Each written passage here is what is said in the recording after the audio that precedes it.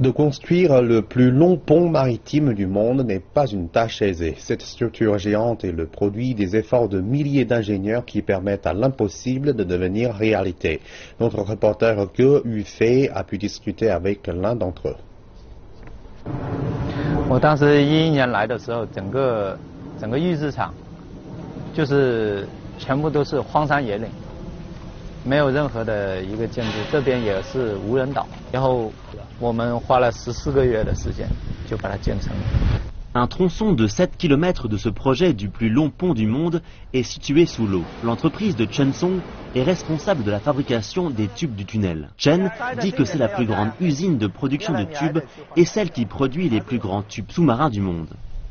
Ce tube sous-marin est haut d'environ 4 étages et long comme 2 terrains de football. Il pèse 80 000 tonnes, soit l'équivalent du poids d'un porte-avions de taille moyenne. Mais Chen me dit que jusqu'à la construction du pont Hong Kong-Zhuhai-Macao, la Chine n'était pas parvenue à construire un tube aussi énorme.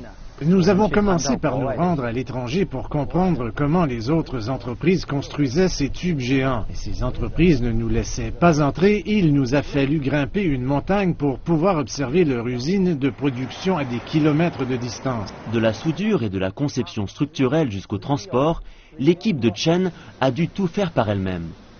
Aujourd'hui, leur usine peut produire 2 de ces tubes géants en 2 mois.